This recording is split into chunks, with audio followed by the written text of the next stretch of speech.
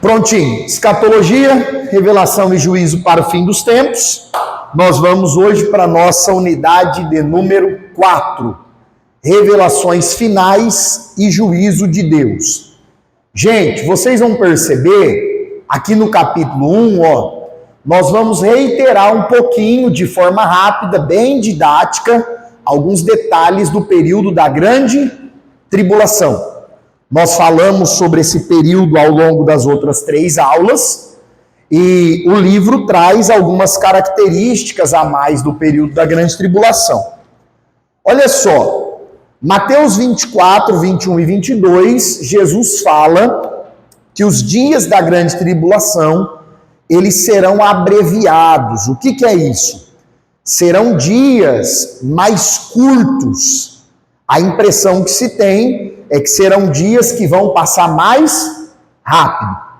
Vocês percebem que parece que os dias já passam mais rápido hoje? No período da grande tribulação, isso vai se tornar ainda mais intenso. E outro detalhe importante é que Jesus diz que será uma grande tribulação como nunca houve. E por que é importante esse detalhe?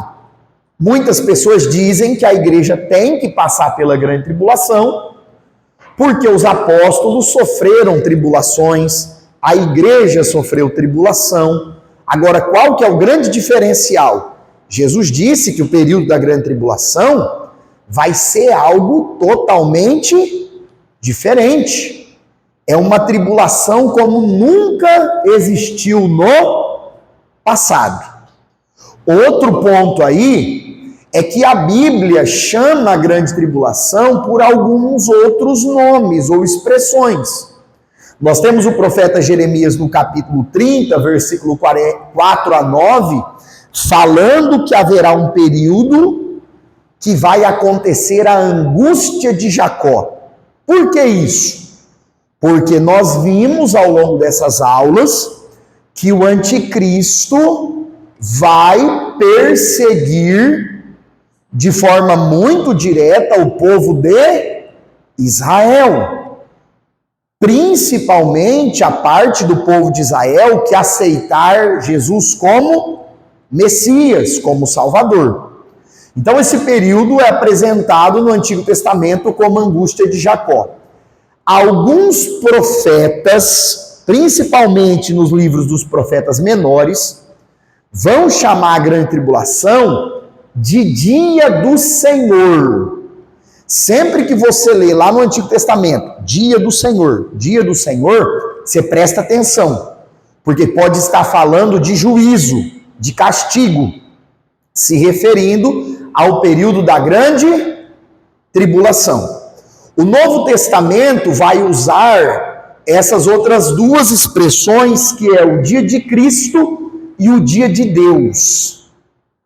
Então, alguns escritos do Novo Testamento trabalham essa ideia, que a grande tribulação é o dia de Cristo ou o dia de Deus. Bom, Micael, como que eu vou saber se o texto está falando mesmo desse período de juízo, da grande tribulação? Lendo o contexto daquele texto. Lendo os versículos que vêm antes e os versículos que vêm depois. E outro ponto que nós precisamos lembrar é que a grande tribulação é citada lá no livro do profeta Daniel. Daniel capítulo 9, versículo 24 a 27. Lembra lá da aula de número 2 que nós aprendemos sobre a 70ª semana de Daniel? Que Daniel diz que já se cumpriram 69 e falta cumprir uma semana. E essa semana nós aprendemos que não são dias, são anos. Então, os 7 anos da grande tribulação é a 70ª semana profetizada pelo profeta Daniel. O que mais que a Bíblia apresenta ainda sobre a grande tribulação? A Bíblia fala em Apocalipse 12 sobre um acontecimento, o senhor comentou comigo desse acontecimento essa semana, que é a guerra nas regiões celestiais e a queda do poder diabólico, satânico. Gente, olha só, pensa comigo o seguinte, vou fazer uma ilustraçãozinha aqui, tá? Nós temos aqui uma casa, ou carro, tal, o mundo, certo? O mundo. Aqui nós temos o céu o quê? Que céu que é esse, gente? Falando de sol, estrela, a lua, oposta ao sol, aí tem lá as estrelas, tal. Esse aqui é o céu atmosférico. É o nosso céu que nós vemos com os nossos olhos. A Bíblia nos informa que os anjos, os demônios, o próprio diabo, o Satanás, eles estão nas regiões celestiais, nas regiões espirituais, no céu invisível aos nossos olhos humanos, carnais. Então o apóstolo Pedro diz: o diabo, vosso adversário, está como um leão, andando ao vosso derredor, buscando a quem possa tragar. Então o inimigo, ele age nessa terra, ele usa os demônios, ele usa pessoas, mas a habitação desses seres espirituais são as regiões espirituais. Fica claro isso?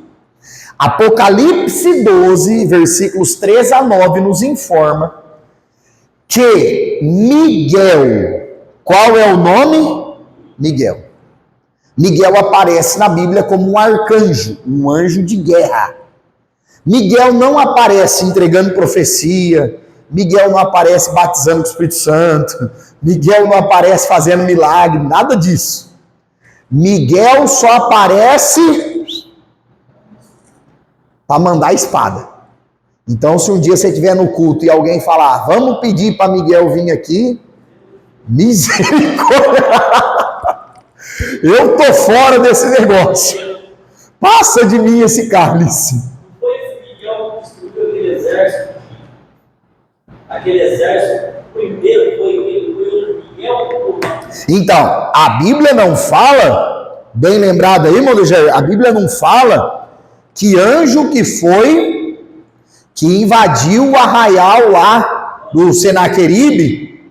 A Bíblia não fala que anjo que foi, mas pode ter sido Miguel, porque a Bíblia diz que o anjo matou 185 mil homens, se não me falha a memória, numa passada só.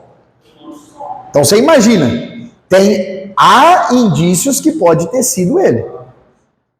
A Bíblia fala em Apocalipse 12 que Deus vai mandar o Miguel lançar o diabo e os demônios para a terra.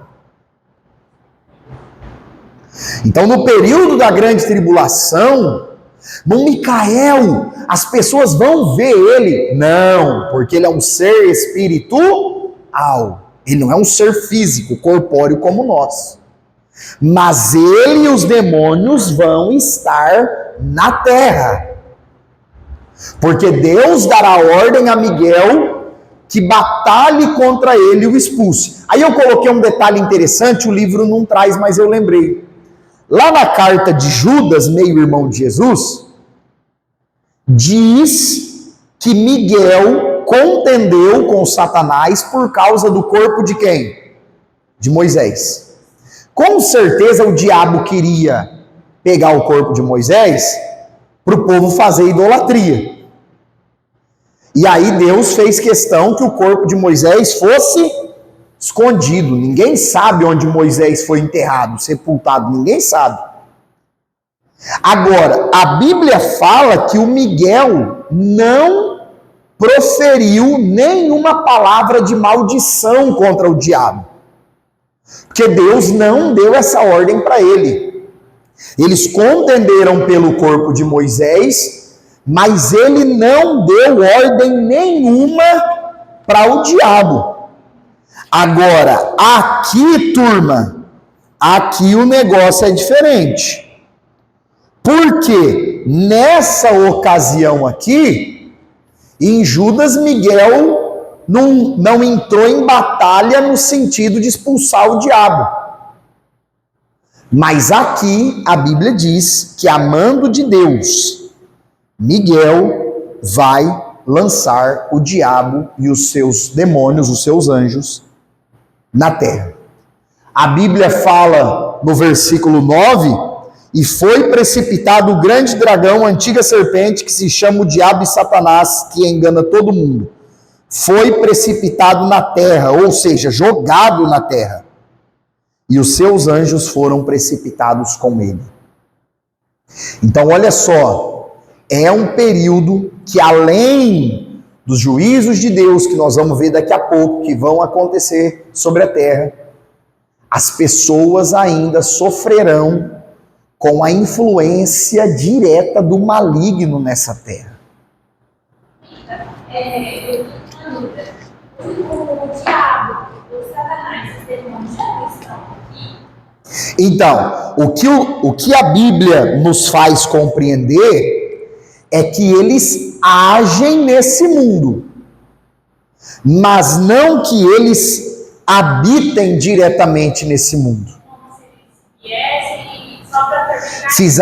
Fizessem os seus trabalhos, as suas obras, influenciassem, e principalmente, irmãos, as ações do diabo e dos demônios hoje, elas são diretamente ligadas a usar pessoas. Então, o maligno, ele age hoje nesse mundo, mais usando seres humanos do que eles próprios agindo. É como se o ser humano desse espaço. Sim. O ser humano que não tem a presença do Espírito Santo, o que Jesus fala? É uma casa vazia. Eu entendi a diferença. É como se nós fôssemos a habitação, né? Eles só conseguem ir para cá porque nós... Usando pessoas. Mas aí, nesse caso, eles vão estar, exatamente, nesse período da grande tribulação, não é apenas a influência do maligno, é a própria presença. Terrível, terrível. Aí a Bíblia também vai começar a apresentar uns detalhes da grande tribulação. Por exemplo, aparecem os 144 mil. Gente, olha só, se nós pegarmos 144 e dividirmos por 12, é igual a 12. O que o texto bíblico de Apocalipse 14 fala? João viu, o apóstolo João viu, 144 mil judeus. Irmão Micael, está claro no texto que são judeus? Sim, irmãos. Alguém fala que os 144 mil é a igreja, mas não tem jeito. Por quê? Porque ele diz assim, 12 mil de cada tribo. Ele cita que eles são 12 mil de cada uma das 12 tribos de Israel. Então, o que são eles? Quem são? São judeus que vão se converter no período da grande tribulação. Eu pergunto para você, o anticristo vai ficar feliz ou triste? Triste? Muito ou pouco? Agora, o grande debate, irmãos, é se esse número é um número exato, vai ser 144 mil judeus exato, não pode ser 145 mil, ou se é um número simbólico. E isso é o menos importante. o mais relevante é que João viu nas 12 tribos de Israel inúmeras pessoas que estão aceitando Jesus no período da grande tribulação. E isso é algo que será maravilhoso, é algo que será tremendo, queridos. Por quê? Porque a Bíblia fala que eles vão testificar do Senhor Jesus. Então, é mais uma prova que no período da grande tribulação vai haver salvação de almas. Agora, não pensemos que o diabo, o anticristo, o falso profeta, vão deixar isso aí tranquilo. Provavelmente, eles serão perseguidos, eles serão mortos, eles sofrerão sob a perseguição do maligno. Depois também vai aparecer as duas testemunhas. Aí no livro eu estou na página 153, mas é em Apocalipse 11 que fala das duas testemunhas. Gente, e aí? Quem são? O que é que vocês já ouviram falar? Conta para mim, por favor. Moisés e Elias, por causa do monte da transfiguração, os dois Ó, ou Enoque e Elias, porque eles foram arrebatados. ó o argumento, a Gabi coloca aí as duas testemunhas, para a gente contextualizar aqui. Moisés e Elias, o argumento, porque foram eles que apareceram no monte da transfiguração. Sim ou não? Moisés, a representação da lei, o Moisés, a representação da lei, o Elias, a representação dos profetas. Agora, qual é o detalhe, gente? Apocalipse 11 nos deixa claro que eles são seres humanos de verdade. Mas, Micael, qual que é o problema aí? O problema aí é que Gênesis 50, qual é o capítulo? Josué 1, qual é o capítulo? Diz que Moisés morreu. Tem um monte de gente que fala, não, Moisés ressuscitou. Mas não tem na Bíblia que Moisés ressuscitou. Deus falou para Josué, Moisés, meu servo, é morto. Ponto. Se o Satanás queria o corpo de Moisés, como que ele estava vivo? E aí, o fato dessas duas testemunhas virem para a terra no período da grande tribulação, como profetas, como homens, dificulta a compreensão como pode ser Moisés. A outra opção que é muito apresentada é Elias e Enoque. Porque foram os dois homens na Bíblia que não experimentaram a morte física. A Bíblia diz que eles foram arrebatados. Bom, Micael, mas para entrar no céu, é como se Deus tivesse que tirar o fôlego de vida deles. Porque como que eles iam passar pela atmosfera, subir? É lógico, irmãos, é lógico. Mas nessa terra eles não experimentaram a morte física. Então aí entra o argumento de que pode ser Elias e Enoque. Por que muita gente coloca Moisés? Porque os sinais que as testemunhas vão fazer são parecidos com os sinais que Moisés e Elias fizeram. A Bíblia diz que eles vão pregar por 1260 dias. Se você dividir 1260 dias por 30 dias, que seria uma divisão de meses, vai dar 42 meses. 42 meses são 3 anos e meio. Então, o que a Bíblia está dizendo? Eles vão vir no período da grande tribulação pregar o arrependimento. Bom, Micael, o que parece? O que parece é que eles vão pregar nos primeiros 3 anos e meio, no período da falsa paz. Então, o que o Apocalipse 11, aí não dá para a gente cravar, e pode ser, irmãos, pode ser que eles preguem na segunda metade, enquanto os juízos estão acontecendo. O fato é que eles vão vir e por 3 anos e meio eles vão pregar para as pessoas: se arrependa, creia em Cristo, creia no Messias. A Bíblia fala que eles vão fazer sinais e maravilhas. A besta, o anticristo, vai mandar matá-los. Eles vão morrer e Deus vai ressuscitar eles. Para quê? Para que através desse sinal poderoso, a confirmação da pregação deles aconteça.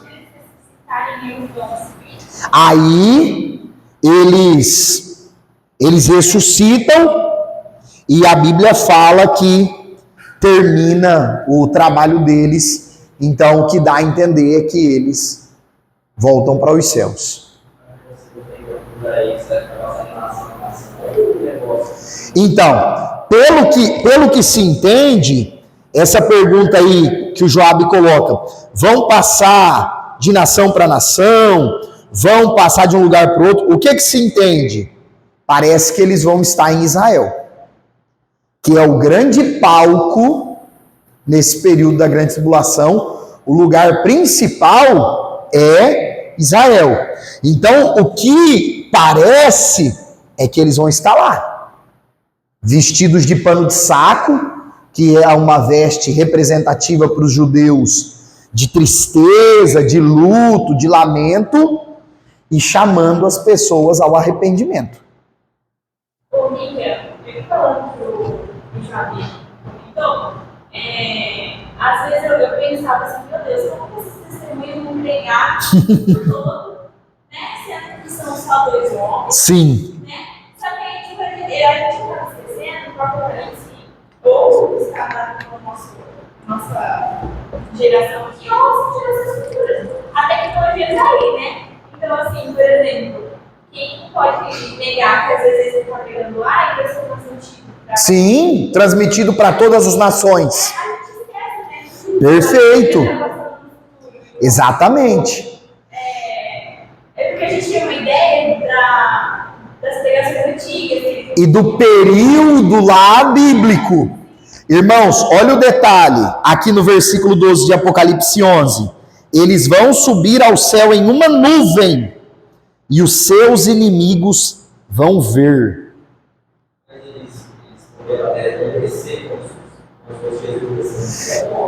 Não, na hora que eles chegam na terra, eles chegam como homens comuns. Chegam como homens. Começam a pregar, o anticristo persegue, chega a matar com a permissão de Deus, ressuscita. E aí depois o texto fala de forma clara, e isso é muito claro no texto, que eles sobem em uma nuvem e as pessoas vão ver. Eles vão subir como homem natural, como desceu, ou eles vão passar por um processo de como Jesus assim... De transformação, como a igreja... Então, a Bíblia não fala se nesse momento que eles sobem na nuvem, eles vão receber o corpo glorioso. Até porque é possível que eles já tenham recebido o corpo glorioso no momento do arrebatamento, que os mortos ressuscitarão primeiro. Bom, Micael, mas eles não provaram a morte, mas eles estão lá aguardando a ressurreição do corpo. Então, assim, de alguma forma, e aí é um mistério, é algo misterioso, mas de alguma forma eles vão receber o corpo glorioso. Seja no momento do arrebatamento e da primeira ressurreição, ou depois aqui, quando eles sobem nas nuvens. Hoje, Não, hoje não, Ralf. Porque o que a Bíblia coloca? Que a primícia dos ressuscitados é Cristo. A Bíblia coloca que Cristo é o primeiro que recebe essa redenção do corpo. O corpo glorioso, o primeiro que recebeu foi Cristo. Até, lembra daquele texto misterioso que tem lá no Evangelho de Mateus, que fala que uns mortos ressuscitaram e foram vistos quando Jesus foi crucificado? Mateus 27. Aquelas pessoas, o que dá a entender é que o corpo delas ressuscitou, mas não recebeu o corpo glorioso. Morreram depois. Então, o que é mais compreensível é que eles não tenham experimentado a morte física na terra, mas que enquanto sobe, o corpo não suporta. O corpo humano natural não suporta a questão atmosférica. Então pode ser que, entre aspas, eles tenham morrido, não tenham experimentado a morte em vida, mas o corpo tenha tombado, a respiração humana tenha cessado no momento que eles foram transladados. Agora, são pontos que a Bíblia não esclarece. Fala que ele andou com Deus. O texto bíblico fala que Enoque era justo e que ele andou com Deus, e o detalhe que ele andou com Deus 365 anos. Então, assim, é um detalhe interessante porque mostra uma perseverança. E bem ali no período de Noé, que é um período que os homens já estavam se corrompendo muito.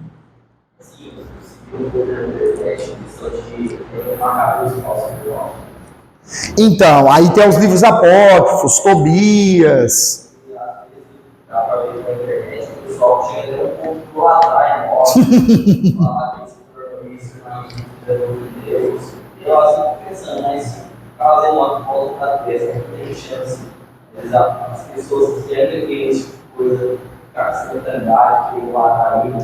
Então, mas a Bíblia não coloca, Joabe, que eles serão chamados pelos nomes. Então, assim, ainda que seja Enoque, pode ser que ele não venha com o nome de Enoque, para que os judeus que acreditam nessas bobagens aí não idolatrem. O que a Bíblia apresenta é que eles serão pregadores do arrependimento. Isso é incontestável. Mas essas testemunhas são de pessoas que já... Ou pode ser pessoas também da possibilidade de ser alguém daquele tempo. Então, o problema, olha só, Gabi, olha o que o Apocalipse fala, ó. Veja aqui, versículo 4. Estas são as duas oliveiras e os dois castiçais que estão diante do Deus da terra. O que o apóstolo João aqui dá a ideia de pessoas que já estavam lá com Deus e foram enviadas. Pessoas que já estavam com Deus e desceram.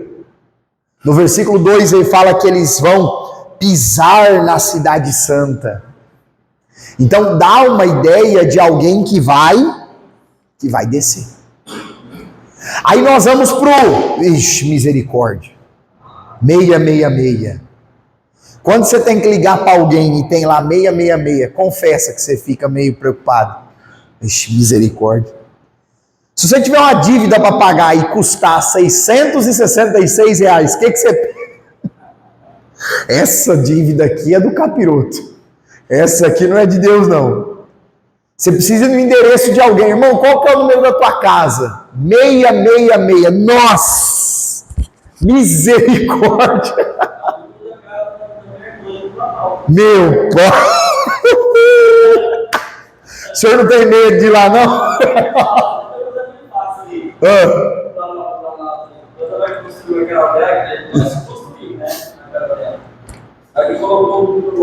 Misericórdia! Gente, olha só. O número da besta aparece aí em Apocalipse 13. E o que nós precisamos lembrar?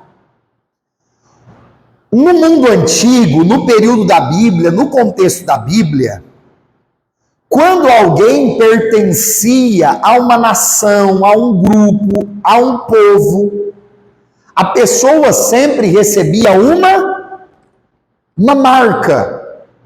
Lembra da marca que Deus falou para Abraão para colocar nos meninos judeus? O que era? A circuncisão. A circuncisão era uma marca. Era uma marca invisível, porque a pessoa andava coberta, mas era uma marca.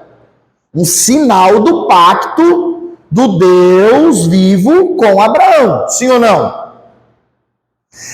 Aqui, o apóstolo João fala que as pessoas que seguirem o anticristo, seguirem o falso profeta, elas também vão receber uma marca.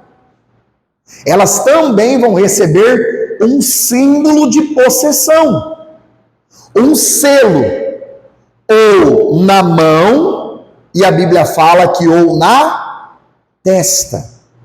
Por quê, gente? Porque a mão e a testa são locais o quê? São locais visíveis. São locais facilmente vistos por outras pessoas. Aí, o que acontece? O que ocorre? O apóstolo João viu que a marca colocada nessas pessoas foi o número 666. Agora, o que ocorre? Existe muito debate sobre essa questão da marca. Mas, Micael, será que não é o chip? Gente, João não fala que viu um chip. Até porque o chip é algo que fica interno. João viu uma marca que é externa, visível. É claro que, como nós estamos vivendo o princípio das dores, o diabo está preparando o terreno para aquilo que ele vai fazer, sim ou não? O diabo não é bobo. Ele está ajeitando tudo para que quando Cristo vier arrebatar a sua igreja e a grande tribulação começar, ele já esteja com o meio de campo pronto. As pessoas já estão acostumadas. Em alguns países aí está sendo testado a questão de usar o chip na mão e tal. As questões tecnológicas que o profeta Daniel fala que nos últimos tempos a ciência se multiplicaria muito. Tudo isso é o quê? É o terreno sendo preparado. Agora, a ideia que Apocalipse dá é que a marca vai ser um negócio visível. Visível. A olho nu, a pessoa vai ver lá, na mão ou na testa, de quem seguir o anticristo. Uma outra situação que isso aparece é Apocalipse 22, versículo 4. Porque a Bíblia fala que nós, os salvos, o nome de Deus vai estar... João viu que o nome de Deus estava escrito na testa das pessoas na Nova Jerusalém. Então, assim como João viu o nome de Deus gravado na testa dos salvos na Nova Jerusalém, ele viu o número 666 na testa e na mão das pessoas que seguiram o anticristo. É que o pessoal fica tentando achar um significado oculto por baixo, por trás do 666. Aí já teve gente que disse o quê? 666 na linguagem dos computadores é www. Aí quando surgiu a internet, algumas pessoas diziam assim: se você escrever www. E entrar em algum site, você aceitou a marca da besta.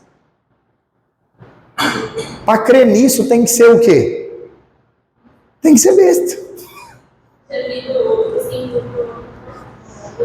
Não,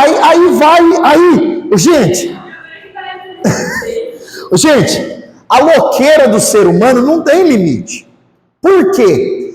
É muito mais fácil nós ficarmos brincando de achar coisas ocultas do que estudar com seriedade o Apocalipse, sim ou não? É fácil o estudo de um livro como Apocalipse? É fácil? Não é. Tem questões que são simbólicas? Tem. E aí, por ser difícil fazer esse estudo, como nós estamos fazendo esse mês, as pessoas preferem ficar caçando significados ocultos. Mas, Micael, e a questão de que o 7 na Bíblia, às vezes aparece como número perfeito, e o 6 se refere à imperfeição, ao homem, ao ser humano?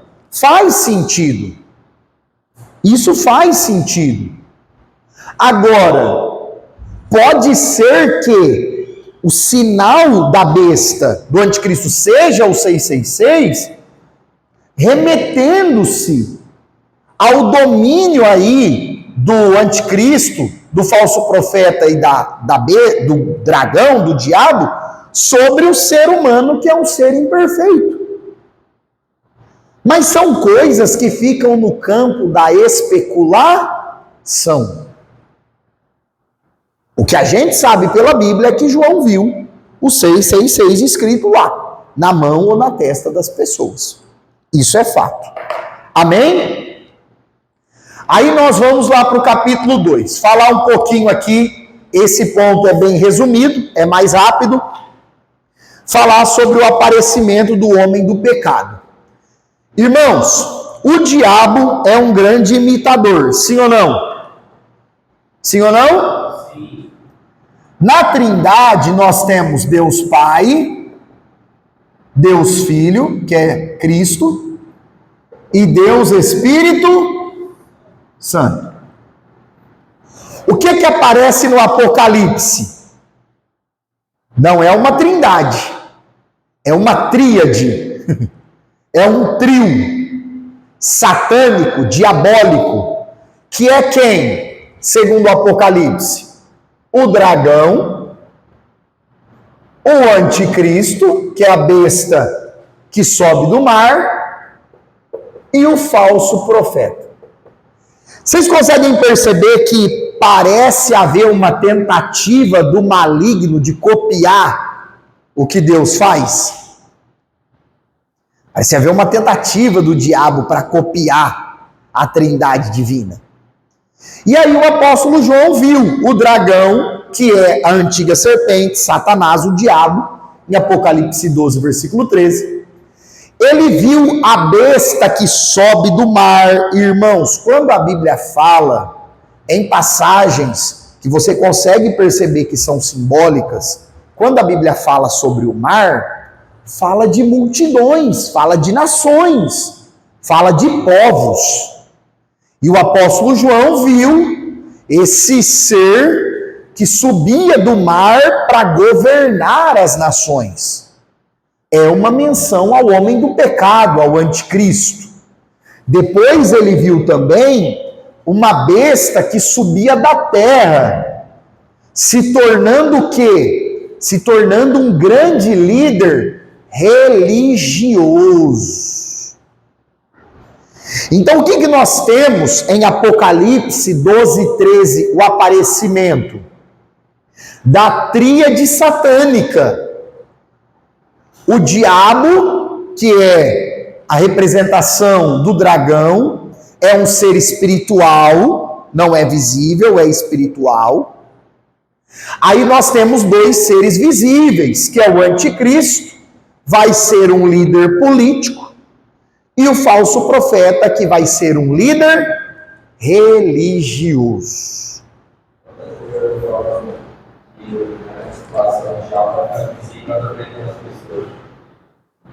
Então, o que nós temos, Joabe? Nós temos, a menção bíblica em Apocalipse 12 que o diabo e os demônios serão jogados na terra.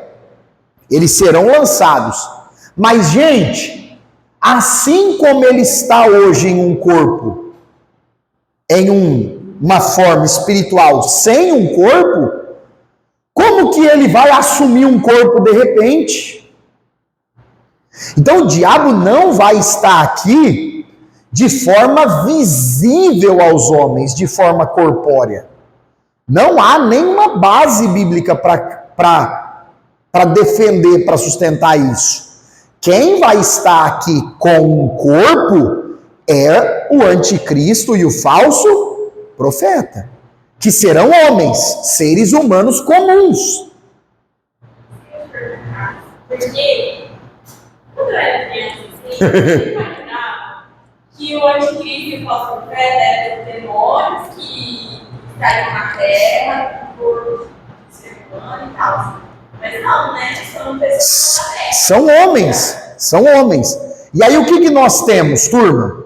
Eu comentei isso aqui já com vocês, que o diabo não sabe quando Jesus vem.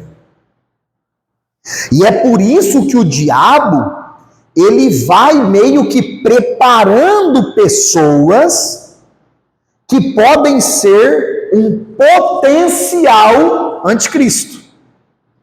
Um potencial falso profeta. Por exemplo, se Jesus viesse na época de Nero, o tanto que Nero era ruim com os cristãos e com os judeus, podia ser ele o anticristo.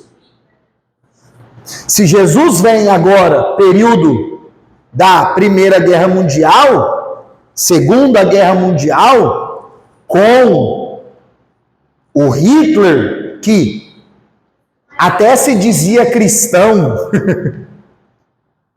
e perseguiu o povo judeu, não podia ser ele, que o diabo ia ali, opa, esse camarada é um camarada que está apto para ser o meu representante.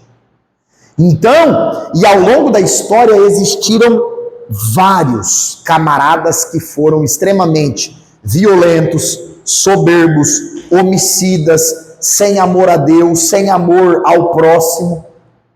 Então, como o diabo não sabe quando Jesus vem, ele sempre vai ir de olho em pessoas que podem se tornar esse grande líder mundial. Até porque, olha a reflexão que um aluno me mandou hoje. Bom, Micael, a igreja vai ser tirada, milhões de pessoas vão desaparecer, a terra vai começar a entrar em colapso. Tá fácil para aparecer um camarada que vai ser um grande líder mundial, que vai ser o representante da população, vai apaziguar, vai falar de uma só moeda, uma só religião, um só povo. Vai estar fácil. Justamente isso que eu falava. E ela volta o Jesus assim, para um mundo regular. Parece alguém capacitado. Outra coisa que eu penso também é que vão inventar alguma coisa para justificar isso. Com certeza. O Joab está apresentando aí, ó, para quem está na videoaula, vou ir reiterando aqui, o Joab está apresentando que vão inventar desculpas. E principalmente esse camarada que é o anticristo. Ele vai ter uma desculpa muito boa. Vamos pegar um gancho do que a Gabi fez a reflexão. Nós estamos vivendo um tempo, tecnologia, tal. Ó, isso aí é alienígena. Foram abduzidos, foram sequestrados. Ou então, não, foram eles que resolveram desaparecer. Então, assim, vão inventar desculpas. Na verdade, falar que a gente era os maus.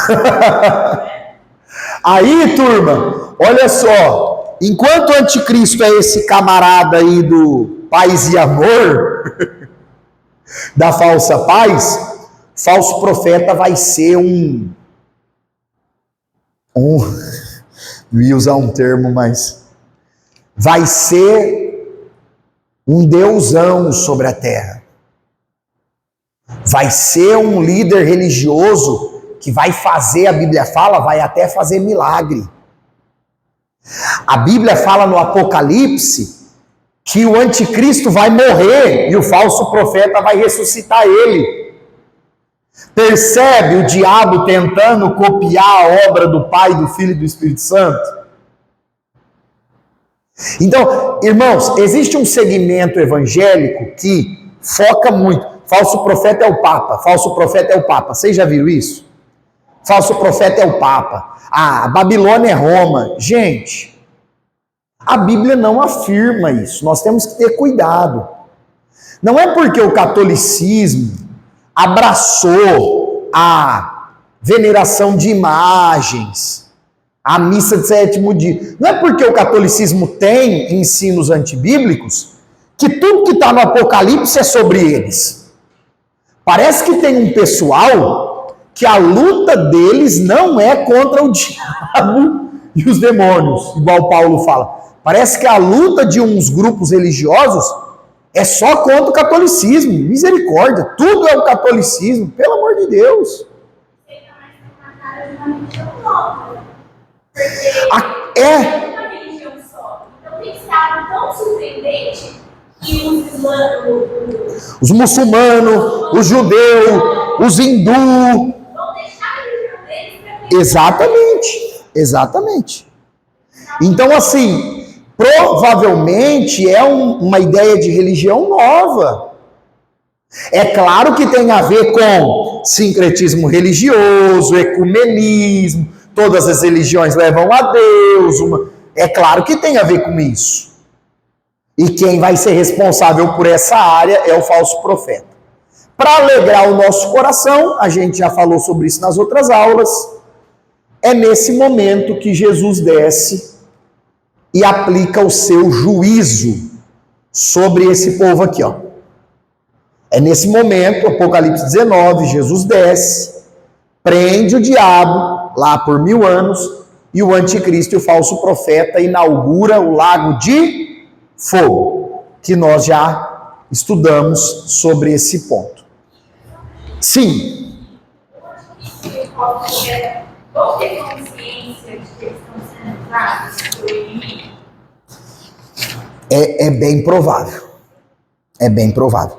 Porque assim, a influência, o poder que eles vão ter é algo que a Bíblia diz que quem vai dar é o diabo.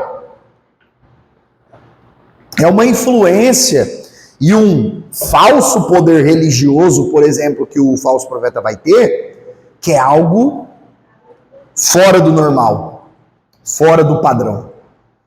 Aí nós vamos falar um pouquinho agora sobre a questão dos selos, trombetas e taças. Gente, a Bíblia diz que João viu o livro fechado. E nesse livro, Apocalipse, ó, capítulo de número 5, o livro está selado com 7 selos. Quantos selos? E João começa a chorar, fica triste, porque ninguém é digno de abrir esse livro, esse tal desse livro, ninguém consegue abrir. E está escrito que o Cordeiro de Deus aparece.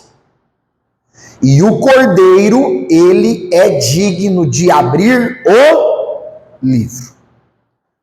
Quando esse livro é aberto, à medida que os selos vão sendo quebrados, coisas vão sendo reveladas. E aí inicia Apocalipse 6. O primeiro selo é a primeira metade da grande tribulação, que é a falsa paz que nós estamos conversando aqui.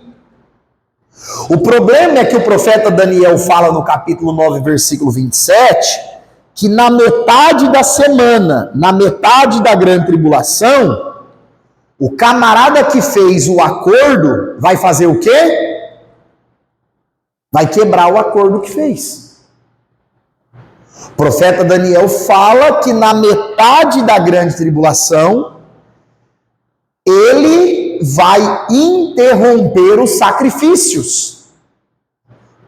É uma base que dá a entender que o templo dos judeus vai estar reconstruído e eles vão estar fazendo sacrifícios para Deus. Na metade da grande tribulação, o que o grande líder vai fazer? Vai se virar contra os judeus. Então, esse primeiro selo que João vai ver sendo aberto é o cavaleiro do cavalo branco, dando uma ideia de paz, mas que na verdade é uma falsa paz. 3 anos e meio, tudo tranquilo, pode fazer o teu sacrifício aí. O problema é que quando o segundo selo se abre, que está aí representado no cavalo vermelho, começa a perseguição.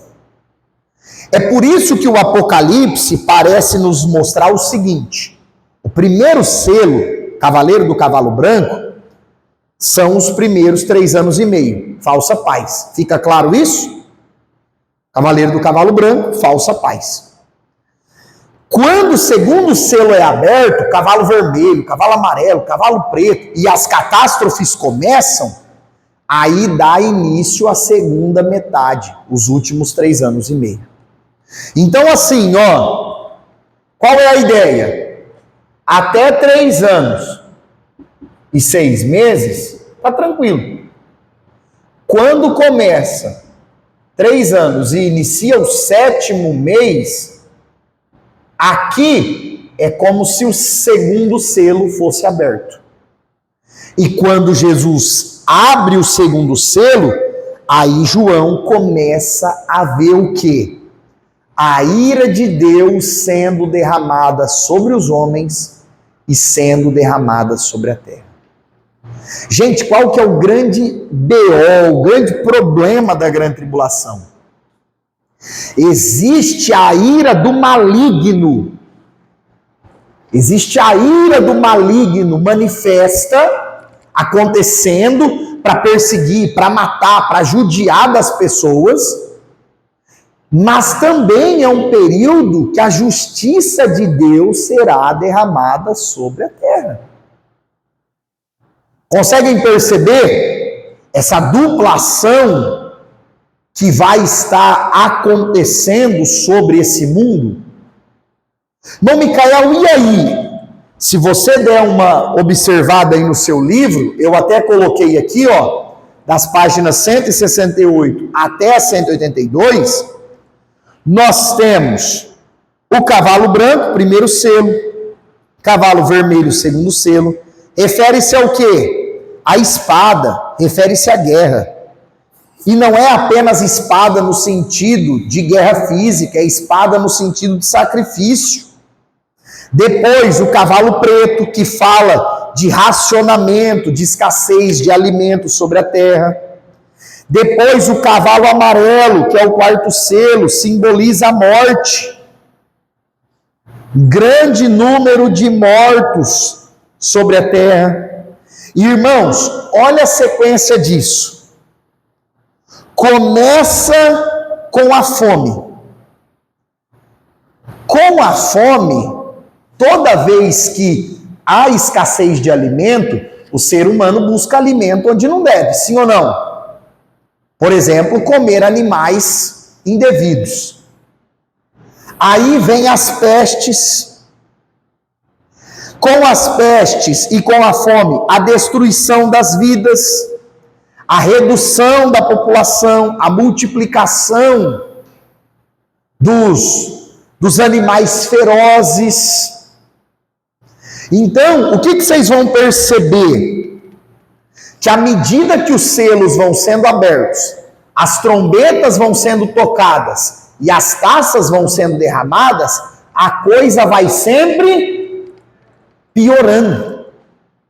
A coisa vai sempre piorando. De etapa em etapa, a situação vai piorando. É nesse período aqui, por exemplo, que vão haver os grandes terremotos. É nesse período que vai haver o silêncio no céu por meia hora, que é o 7º selo. Por que existe esse silêncio no céu por meia hora, aí no 7º selo? Porque um anjo, a Bíblia fala, Apocalipse 8, versículo 1, sobre esse silêncio, meia hora no céu, é quando o anjo vai pegar a trombeta.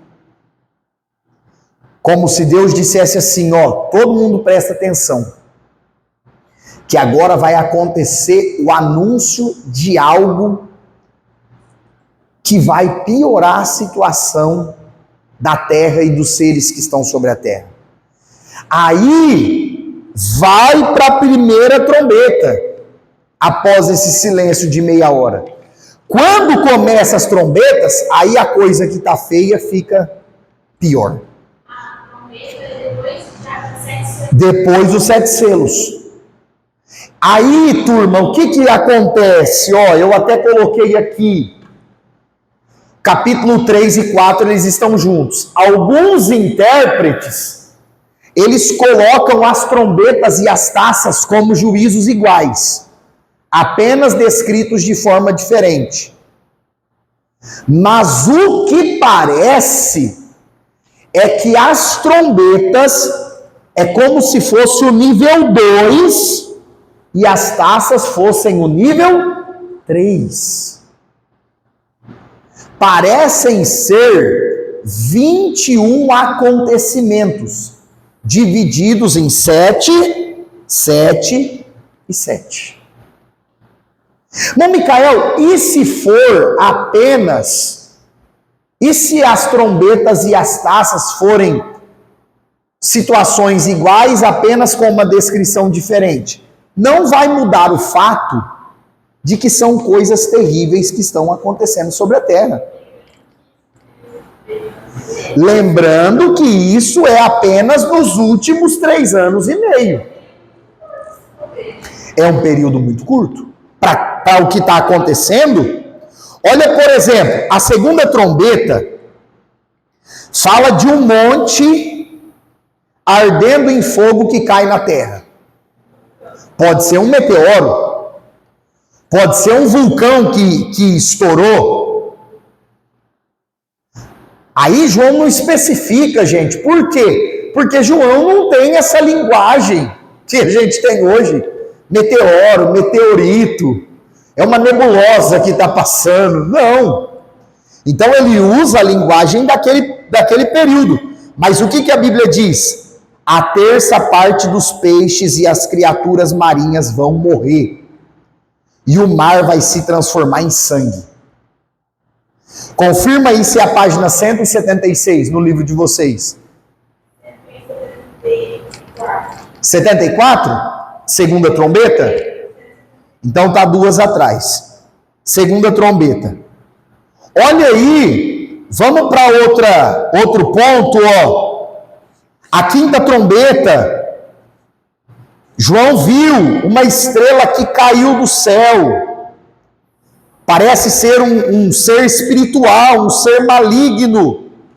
E é aqui, na quinta trombeta, gente, que vai ser solto o tal do Abaddon. Abaddon é a expressão hebraica, Apolion é a expressão grega. O que João viu? João viu Deus permitir que um demônio que estava aprisionado fosse solto. É nessa quinta trombeta aqui que a Bíblia diz que a morte vai ser retirada da terra por 5 meses. 5 meses a morte será tirada da terra. Olha isso, Joab. O demônio vai atormentar as pessoas, mas não tem permissão para matar. E as pessoas vão querer a morte e não vão conseguir morrer. Não vão.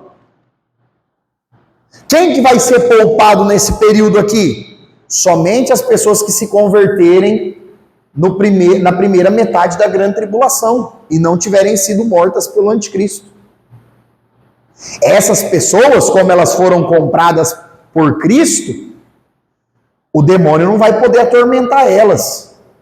Mas quem tiver a marca da besta será atormentado. É uma coisa muito pesada, gente.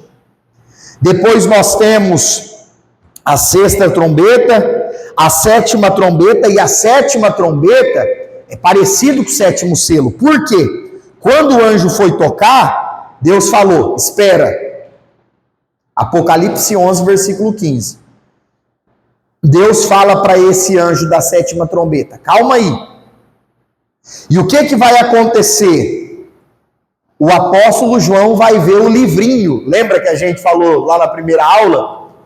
João viu um livrinho e Jesus falou para ele, manda brasa, João, come o livro. Quando ele comeu o livro, o sabor era doce. Hora que chegou no estômago, ele disse que é amargo como fel.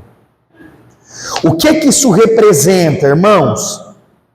Representa aquele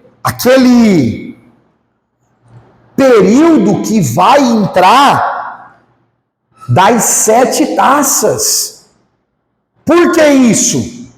Porque João está vendo que o povo de Deus está salvo, João está vendo que o povo de Deus será poupado, João está vendo que o povo de Deus será restaurado. Isso é muito bom, é doce como mel, mas João está vendo que a terra será quase destruída completamente. Que milhões e milhões de pessoas vão morrer sem a salvação. É por isso que esse livrinho, e irmãos, detalhe, né? João está em visão. Ele foi arrebatado em espírito, o corpo dele está na ilha de Patmos. Se alguém abrisse a barriga de João, não ia ter um livrinho lá dentro. Não ia ter um monte de papel lá na barriga do João. Então isso aqui acontece na visão que ele está tendo. E aí sim, toca a sétima trombeta e começam as 7 taças. As 7 taças, Apocalipse 16:1 diz assim, ide derramai sobre a terra as 7 salvas da ira de Deus.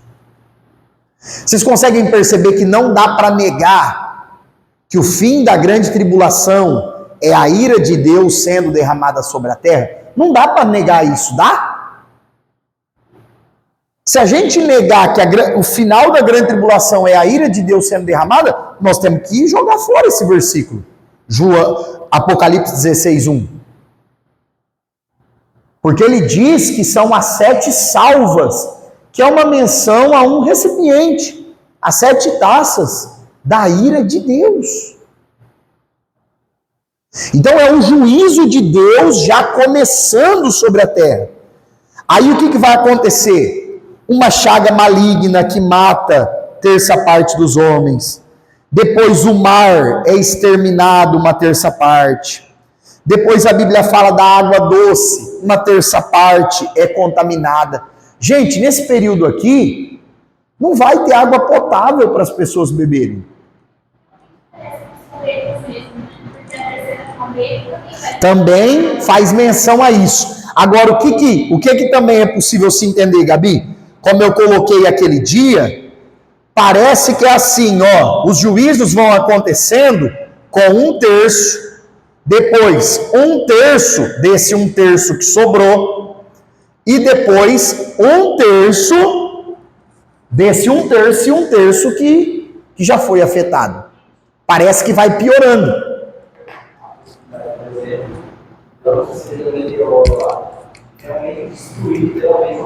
Uma parte da terra. Irmãos, é por isso que quando essas taças terminam, e a 7ª taça tem a ver com a batalha do Armagedon, lembra que a gente falou que a batalha do Armagedon acontece porque o anticristo e o falso profeta, no fim da grande tribulação, eles vão fazer guerra contra Israel. Lembra disso? E aí Israel não tem capacidade de vencer essa guerra. Aí acontece a segunda vinda de quem? Jesus. E a igreja vem junto, que é quando todo olho verá, todo joelho se dobrará e toda língua confessará. Nesse momento aqui, é a 7ª taça. Por quê? Porque boa parte da terra já vai estar destruída por essas catástrofes. Boa parte da humanidade já vai estar morta com essas catástrofes. Boa parte até mesmo dos continentes talvez não existam mais quando isso aqui vai acontecer. Então Jesus desce sobre a terra, sobre o Monte das Oliveiras, lá no Vale de Josafá, lá no vale, vai acontecer essa guerra, e quando Jesus desce, aí sim, a Bíblia diz que Jesus vai lançar o anticristo e o falso profeta no lago de fogo, salvando o povo de Israel e as pessoas que não tinham a marca da besta, que estão vivas e estão do lado de Israel nessa guerra. É nesse momento aqui. Sim, nesse momento da batalha do Armagedon, as pessoas, a Bíblia diz que as pessoas que não aderiram à marca da besta, eles vão estar lutando em prol de Israel. Lutando fisicamente. Uma batalha, talvez a 3ª Guerra Mundial seja essa. Eu creio que o mundo vai dar uma... Não, vai dar uma enxugada absurda. Sim. Não, gente, do ponto de vista assim, 8 bilhões de pessoas, todos os países, é outra realidade. É um planeta bem... É um planeta extremamente destruído, com a população extremamente reduzida. Aí quem não aceitou a marca da besta, a Bíblia fala, vai ficar com o exército de Israel. E quem aceitou a marca da besta, vai ficar com o exército do anticristo. E o exército do anticristo vai estar vencendo a guerra. Vai estar vencendo. É só pelo fato da Bíblia dizer que Jesus desce sobre a terra, Apocalipse 19, versículo 19, 20, 21, diz que Jesus vem. Aí, Jesus derrota o anticristo e o seu exército. Porque se não fosse isso...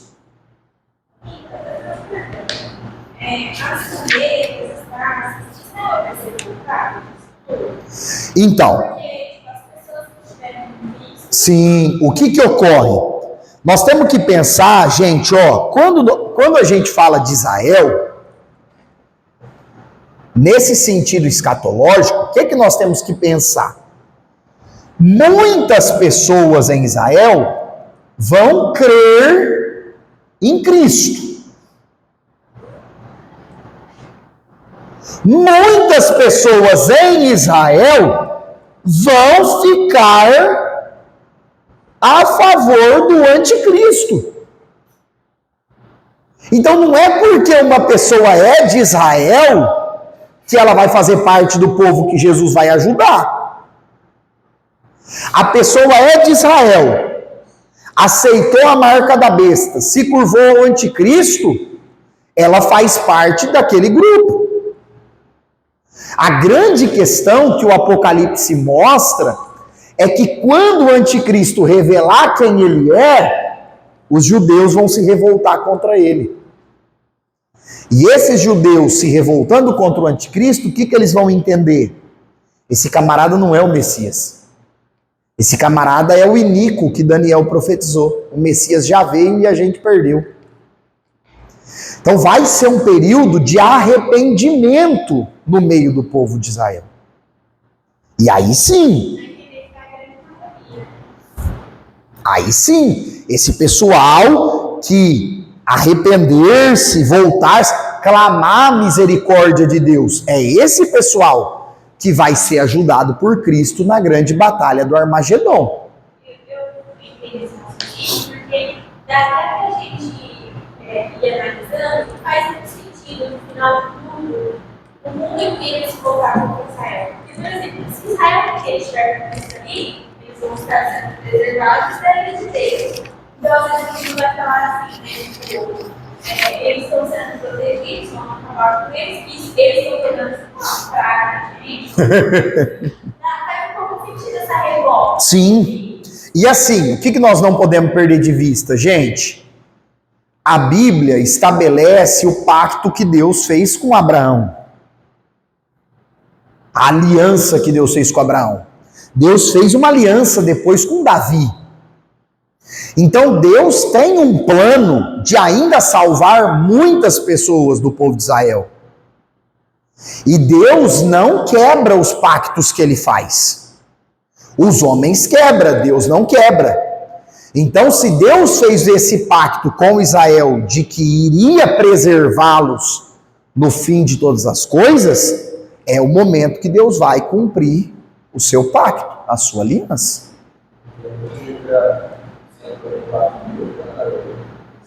Então, os 144 mil, João, pode fazer parte desses judeus que se converteram, que não aceitaram a marca da besta. Irmãos, a ideia bíblica é que eles vão ter que fugir pela terra, porque eles serão caçados, eles serão perseguidos, torturados, serão mortos pelo anticristo e os seus exércitos. Então a ideia é que eles terão que se espalhar, eles terão que fugir, que se esconder, literalmente, se esconder. E uma boa parte do exército de Israel na Batalha do Armagedon, com certeza envolve o pessoal dos 144 mil, que se converteram, não aceitaram a marca da besta. Agora, nós vamos avançar para falar do período final, que é quando a grande tribulação termina e acontece a batalha do Armagedon. Jesus desceu, a igreja desceu com ele, deu vitória para Israel. O que vai ter início aqui, ó? Depois do Armagedon, Apocalipse 19, o que a Bíblia diz? Diga comigo, Satanás é preso, anticristo e falso profeta inaugura o inferno, que é o lago de fogo, conforme nós aprendemos quarta. Então, eles vão inaugurar o lago de fogo. Nesse momento, vai se cumprir Mateus 25, 31 ao 33, que Jesus falou do julgamento das nações. O que é o julgamento das nações, turma? As nações que ficaram do lado de Israel e não aceitaram a marca da besta, vão entrar no milênio.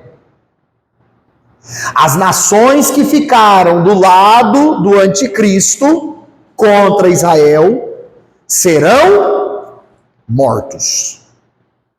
Fica claro isso? Então, o julgamento das nações é esse. Ali, a hora que Jesus desce, opa, esse pessoal aqui ficou com o anticristo? Ficou. Morte. Morrerão todos. E esse pessoal é o pessoal que ficou do lado de Israel? É. Então, esses são os vivos que entrarão no milênio. Esses serão os vivos. Tem início o período do milênio, que a gente já conversou bastante nas outras aulas sobre o milênio. E eu coloquei um pequeno resumo aqui, ó, até linkei, aula 2. E aí qualquer dúvida que você tiver sobre milênio, você volta lá na aula 2, tanto no livro quanto lá nos slides que estão no grupo. Um resumo do milênio: restauração da terra, do que sobrou da terra. O mundo espiritual não vai ter a influência do diabo. Mas Micael ainda vai ter pecado? Muito pouco, por conta da natureza pecaminosa dos vivos que vão entrar no milênio e das pessoas que vão nascer no milênio. Ainda vai ter pecado, mas bem menos do que hoje, porque não vai haver influência diabólica, maligna. Os pecados que tiverem são carnais. Outro ponto, conhecimento do Senhor Jesus por toda a terra. A Bíblia fala que nesse período não vai precisar de professor, de mestre da palavra. Porque quem quiser aprender sobre Jesus, vai poder ir até ele. Jesus vai ser o grande rei de toda a terra. Vai colocar o seu trono lá em Israel e de lá ele vai governar. Então quem quiser aprender sobre Cristo, vai poder ir até ele. Coisa linda, maravilhosa. É aí que cumpre aquele versículo: toda a terra se encherá do conhecimento e da glória do Senhor. Vai ser como um paraíso terrestre e o progresso da vida humana. Por quê? Porque a Bíblia mostra que os seres humanos viverão bem mais. A vida vai ser bem prolongada, parecido com o que era lá no início, nas primeiras gerações. Isso aqui é um resumão do milênio, porque a gente já falou bastante sobre esse período. Quando o milênio termina, o apóstolo João fala em Apocalipse 20, do 7 ao 10, sobre a última batalha, que é a batalha de Gog e Magog. É uma expressão lá do livro do profeta Ezequiel que João usa aqui no Apocalipse. Mas, Micael, que batalha é essa? A Bíblia diz que os 1000 anos terminam e o Satanás é solto. Comentei sobre isso na quarta. Satanás é solto para quê? Para tentar as pessoas vivas do milênio. Muitos vão abandonar Jesus e ficar do lado do diabo. Pelo amor de Deus, quase não dá nem para acreditar, né? Mas a Bíblia diz que ele vai enganar muitos. E esses que ele vai enganar vão promover uma última investida, uma última guerra, um último atentado contra o povo que estiver vivo, o povo que sobrou do povo de Israel e das nações que ficaram do lado de Israel. Quando eles fazem essa última tentativa, a Bíblia diz, não sou eu, desceu fogo do céu e os devorou, igual lá no profeta Elias. Desceu fogo do céu e os matou. E o diabo?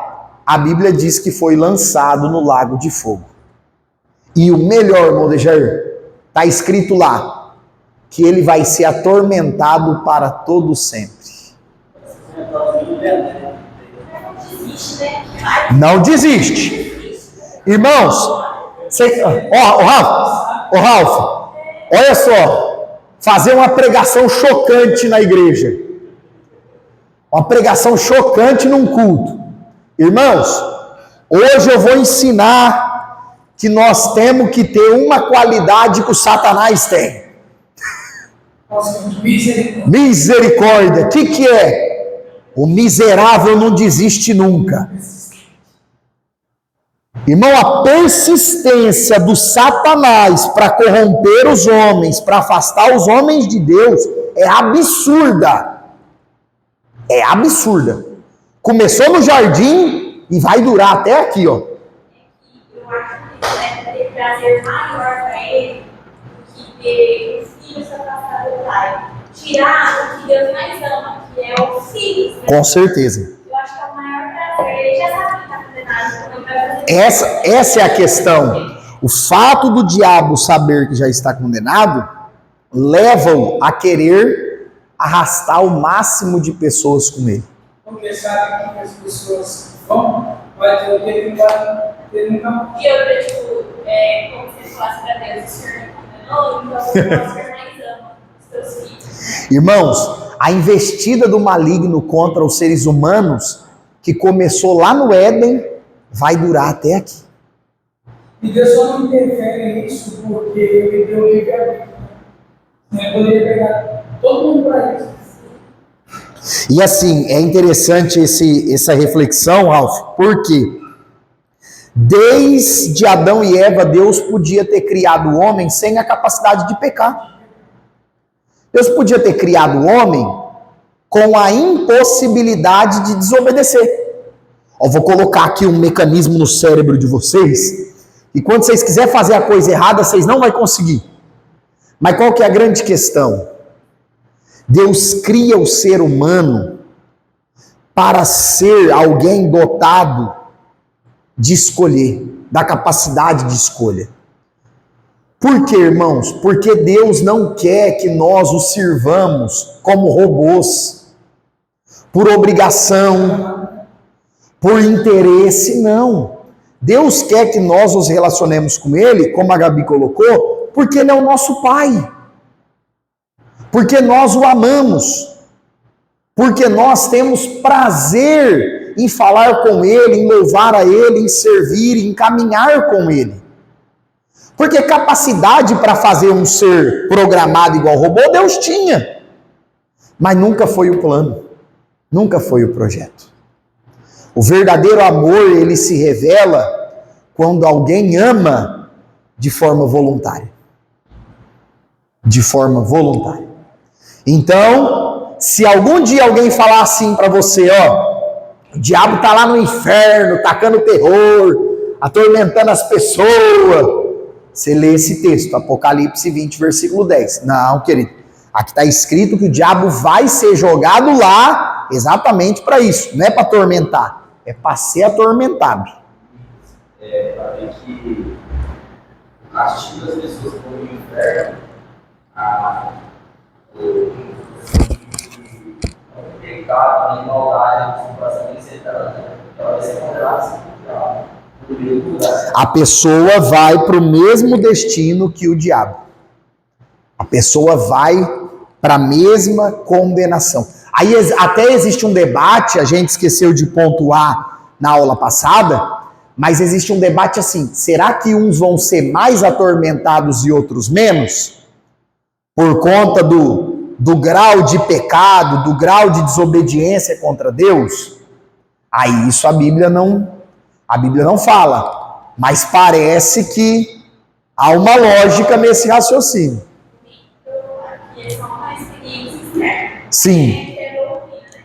Mas uma vez meu pai contou o sonho dele, meio que ele saiu do corpo dele, foi algo diferente, foi sobrenatural, como um sonho, sabe? E ele falou assim, que o homem levava ele pra debaixo da terra, assim, como se estivesse no inferno, sabe? E ele falou assim, que era uma espiral. Conforme ele descia, ele via as prisões, pessoas nuas lá dentro sofrendo muito. Só que ele falou assim, quanto mais ele descia, ia ficando pior, os tormentos iam ficando pior. Ia piorando e tal. Não, isso é uma Sim. Mas ele sentiu que, tipo assim, tinha níveis. Entendi. Então, essa até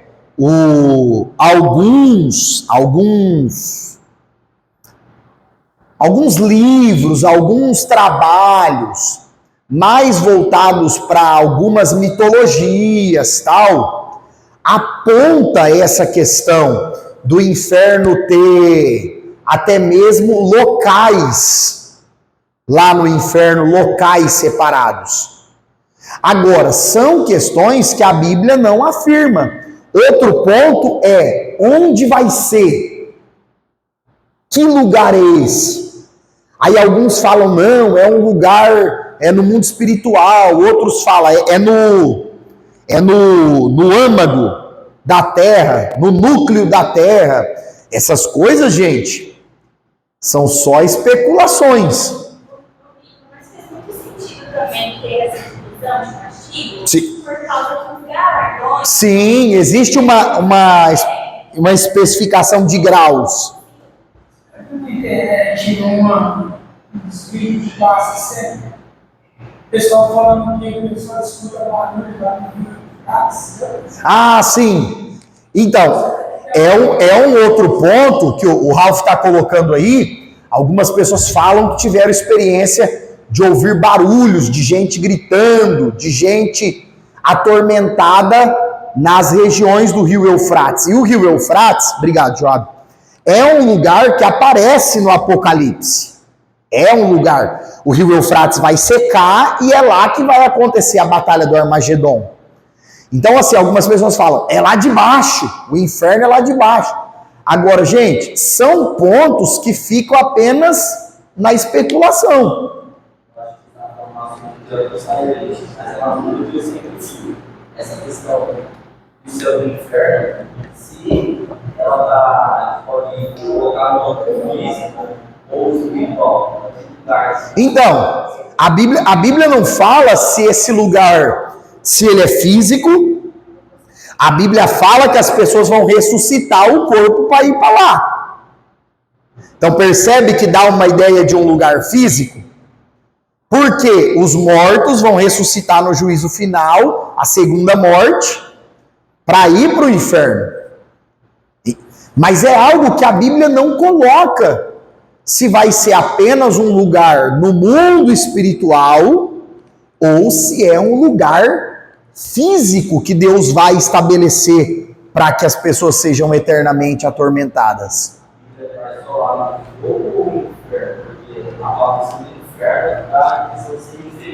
Sim, sim. Mas aí há outros textos, por exemplo, esse de Apocalipse 19, que coloca como lago de fogo, fogo eterno. Então, assim, fica esse debate. Porque a ideia de inferno é um lugar inferior, um lugar abaixo. E aí alguns falam, não, é debaixo da terra, é lá no meio da terra que é o lugar mais quente. Agora, irmãos, uma coisa é fato, nós não vamos descobrir. Porque nós não iremos para lá. Amém? Aí vai ter início, Apocalipse 20, do 11 a 15, o juízo final. Nós comentamos um pouquinho também sobre ele na aula passada.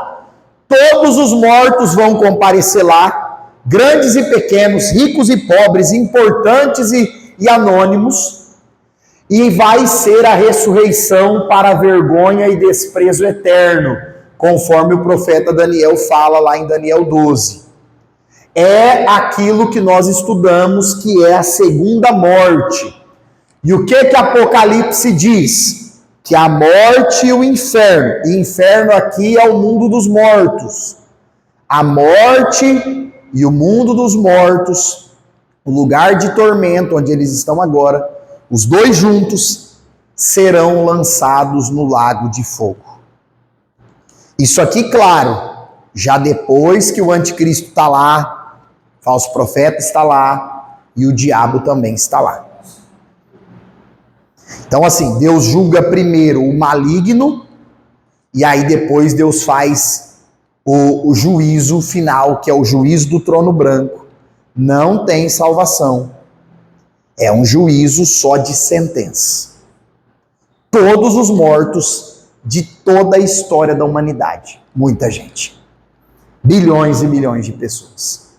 E aí tem início o período que a Bíblia chama de eternidade. E é claro, pessoal, é a eternidade futura. É aquilo que há de vir. Em 1 Coríntios 15, 24, tem uma menção de que o Deus Filho Jesus vai entregar o reino ao Deus Pai. Ele entrega o reino ao Pai. Então acredita-se que é aqui, nesse momento. Por quê?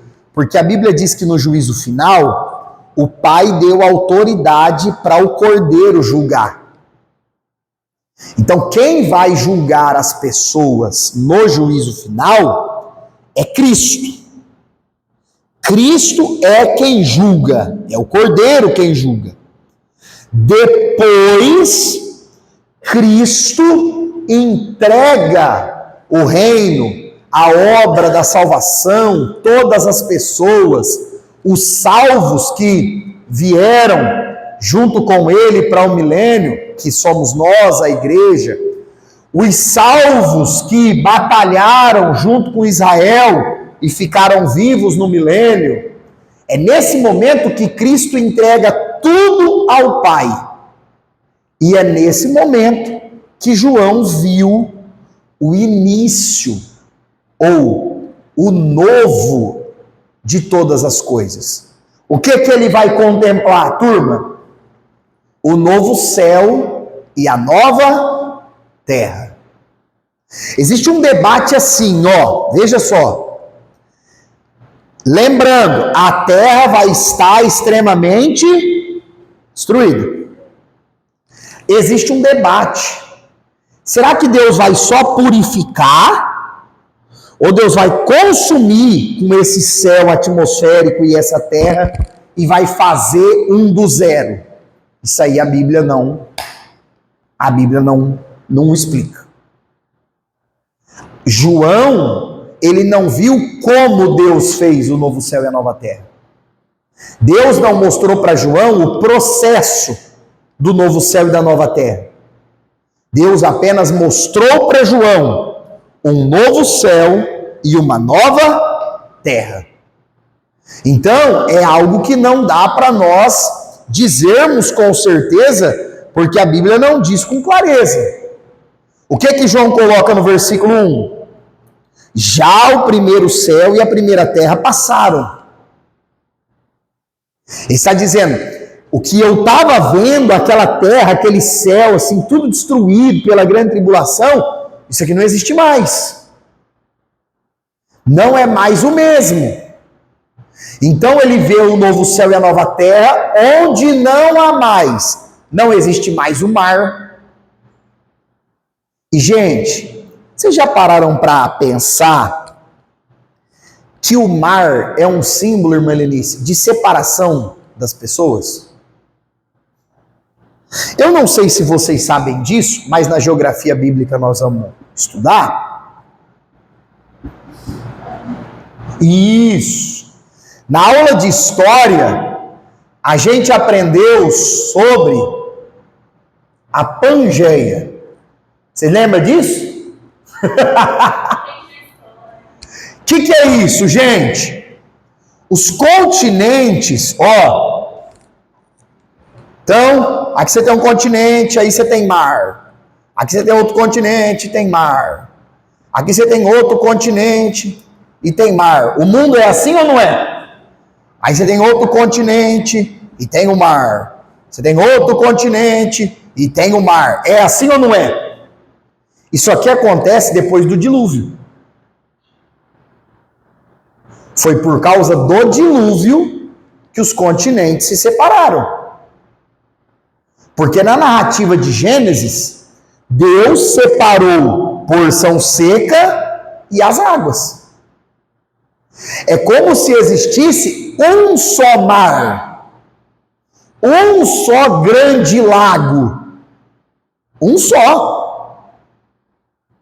Alguns estudiosos chegam a dizer que a terra ela era envolvida em uma bolha d'água. Por isso que Pedro diz lá que a terra foi tirada das águas. Pedro fala isso. Então, os mares hoje, se você quiser sair daqui lá para os Estados Unidos, a lei não vai deixar mais. Mas além disso, qual que é o outro desafio que nós temos? Atravessar o oceano. Ô irmão, eu vou lá para o Guarujá, vou catar um barco e vou ir parar lá na África. Eu vou atravessar o oceano. Não tem jeito. O mar é um símbolo da divisão dos seres humanos.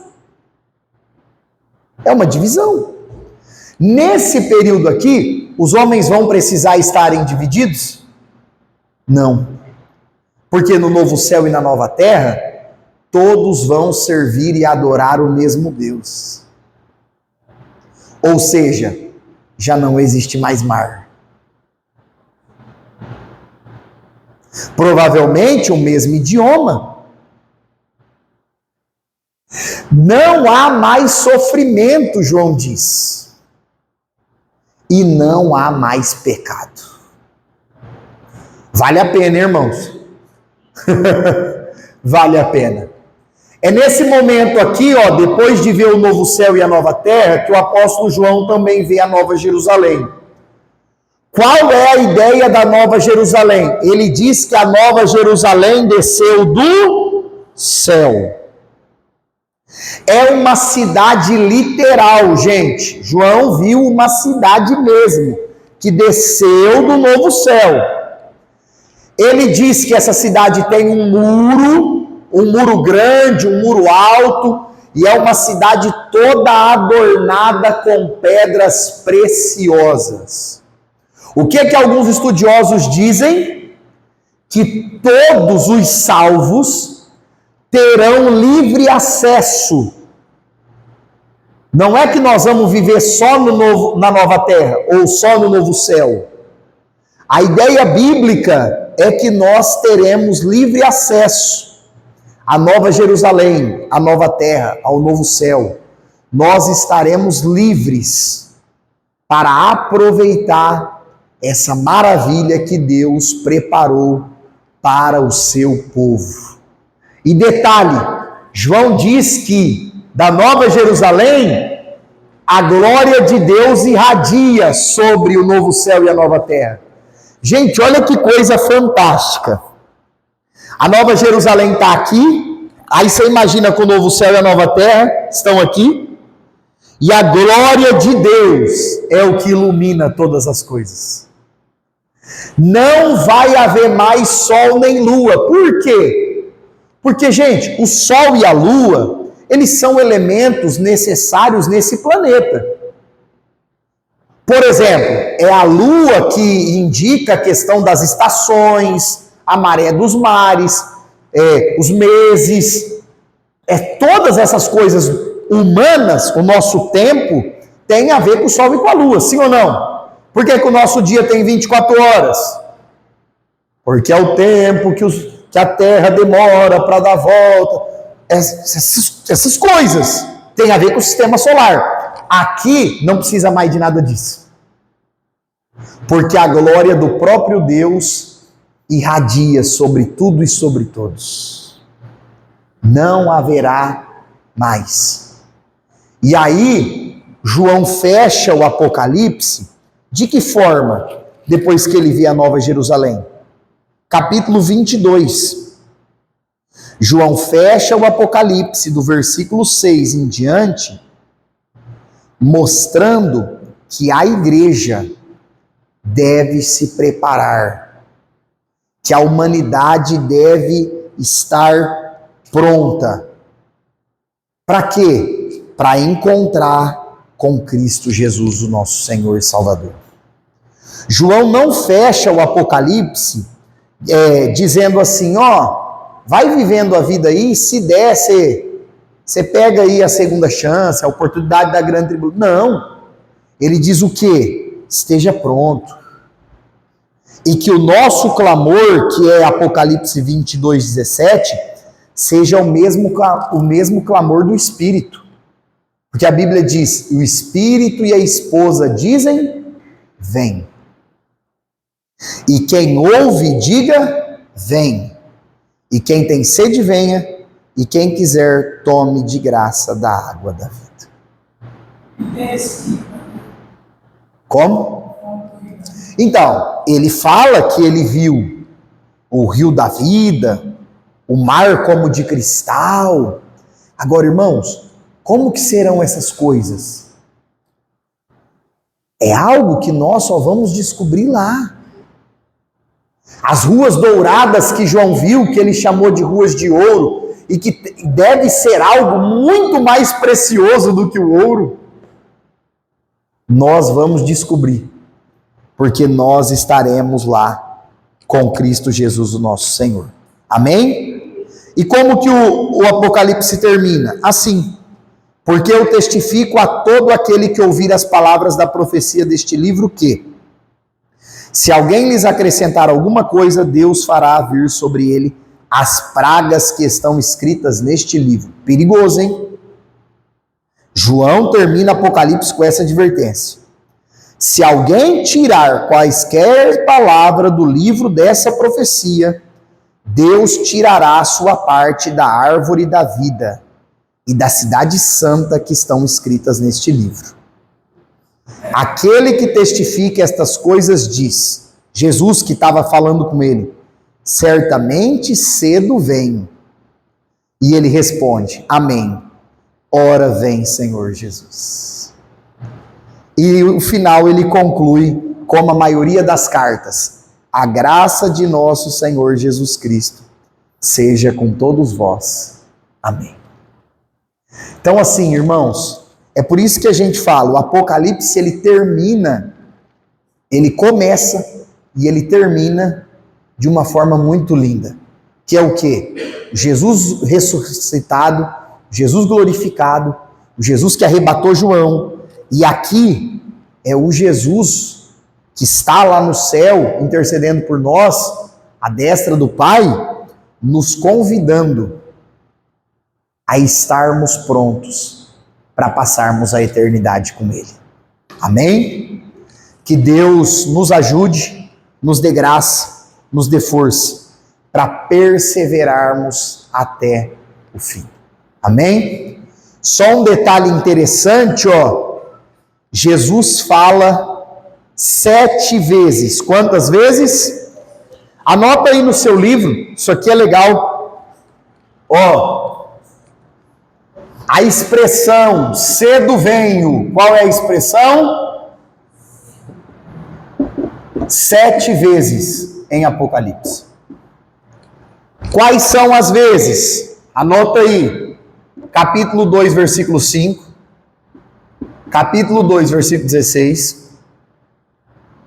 Capítulo 3, versículo 11. É a mais famosa. Guarda o que tens para que ninguém roube a tua coroa. Pode pegar. Capítulo 16, versículo 15. Capítulo 22, versículo 7. Capítulo 22, versículo 12. Capítulo 22, versículo 20. Então, 7 vezes no Apocalipse, Jesus diz: certamente cedo venho. Eis que venho sem demora. Gente, Jesus falando isso tantas vezes, acho que era sério, né? É porque é sério. Que Deus nos ajude e que nós nos preparemos a cada dia para o encontro com o Senhor Jesus. Deus abençoe a todos.